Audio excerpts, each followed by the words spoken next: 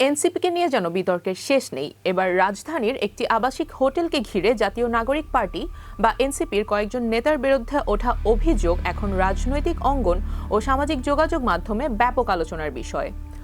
অভিযোগে রয়েছে প্রায় 12 লাখ টাকা হোটেল ভাড়া বকেয়া, হোটেলের নিয়মভঙ্গ এবং আরও কিছু গুরুতর দাবি। তবে শুরুতেই একটি বিষয় পরিষ্কার করে নেওয়া জরুরি, এগুলো হোটেল কর্তৃপক্ষের অভিযোগ। এখন পর্যন্ত কোনো আদালত বা তদন্ত সংস্থা এসব অভিযোগ প্রমাণ করেনি এবং অভিযুক্ত ব্যক্তিদের পক্ষ থেকেও বিস্তারিত আনুষ্ঠানিক বক্তব্য প্রকাশে আসেনি। গণমাধ্যমে প্রকাশিত তথ্য অনুযায়ী রাজধানীর বঙ্গবন্ধু এভিনিউ এলাকায় অবস্থিত ইয়ামেনি ইন্টারন্যাশনাল লিমিটেড নামের একটি আবাসিক হোটেলের পক্ষ থেকে এনসিপির আহ্বায়কের কাছে লিখিত অভিযোগ দেওয়া হয়েছে।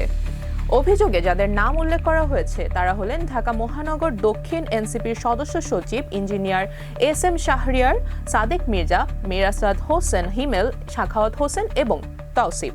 অভিযোগে আরও বলা হয়েছে তাদের নেতৃত্বে আরও কয়েক ডজন ব্যক্তি নিয়মিত ওই হোটেলে অবস্থান করেছেন।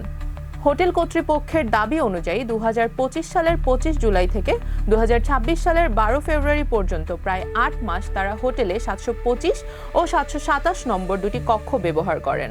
প্রতিটি কক্ষের দৈনিক ভাড়া ছিল 3000 টাকা। সেই হিসাবে দুই কক্ষের মোট ভাড়া দাঁড়ায় 11,93,200 টাকা। অভিযোগে বলা হয়েছে বুকিংয়ের সময় 10,000 টাকা অগ্রিম পরিশোধ করা হলেও এরপর আর বাকি ভাড়া পরিশোধ করা হয়নি। হোটেল কর্তৃপক্ষের দাবি, পাওনা টাকা চাওয়া হলে বিভিন্নভাবে চাপ ও হুমকি দেওয়া হয়েছে। তবে এই অভিযোগের বিষয়ে অভিযুক্তদের পক্ষ থেকে এখন পর্যন্ত প্রকাশ্যে কোনো বিস্তারিত ব্যাখ্যা পাওয়া যায়নি।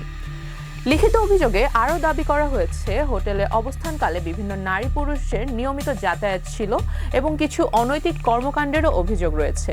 হোটেল কর্তৃপক্ষ বলেছে এ সংক্রান্ত সিসিটিভি ফুটেজ তাদের কাছে সংরক্ষিত আছে, তবে সেই ফুটেজ এখনো প্রকাশ করা হয়নি এবং কোনো স্বাধীন তদন্ত বা আদালতও এর সত্যতা নিশ্চিত করেনি।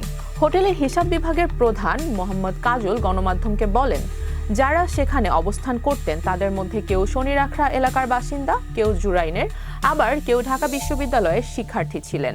তার দাবি হোটেলের নিয়মিত অতিথিদের আনাগোনা ছিল। হোটেল কর্তৃপক্ষ আপত্তি জানালেও তারা সেই নির্দেশ মানেননি বলে অভিযোগ করেন তিনি। তবে এটিও হোটেল কর্তৃপক্ষের বক্তব্য। ঘটনায় ইঞ্জিনিয়ার এস.এম. শাহরিয়ারকে নিয়েও আলোচনা শুরু হয়েছে।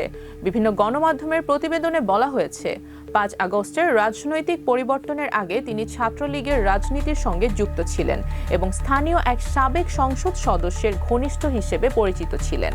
পরবর্তী সময়ে তিনি রাজনৈতিক অবস্থান পরিবর্তন করে আন্দোলনের সঙ্গে যুক্ত হন এবং পরে এনসিপির ঢাকা মহানগর দক্ষিণের সদস্য সচিবের দায়িত্ব পান। তবে এই বিষয়গুলো বিভিন্ন প্রতিবেদনে প্রকাশিত তথ্যের ভিত্তিতে আলোচনায় এসেছে। হোটেল কর্তৃপক্ষ জানিয়েছে তারা প্রথমে দলীয় নেতৃত্বের মাধ্যমে বিষয়টির সমাধান চেয়েছিলেন, কিন্তু বকেয়া অর্থ আদায় সম্ভব না হলে তারা আইনগত ব্যবস্থা নেবে। পাশাপাশি প্রয়োজনে সংবাদ সম্মেলনের মাধ্যমে পুরো বিষয়টি জনসম্মুখে তুলে ধরার কথাও তারা জানিয়েছেন। এখন পর্যন্ত এনসিপির পক্ষ থেকে এই অভিযোগ নিয়ে আনুষ্ঠানিক তদন্তের ফলাফল প্রকাশ হয়নি।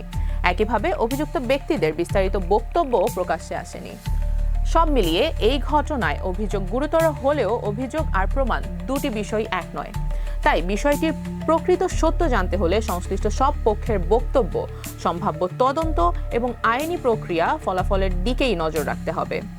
নতুন কোনো তথ্য বা সিদ্ধান্ত সামনে এলে তখনই এই ঘটনার পূর্ণ চিত্র আরও স্পষ্ট হবে।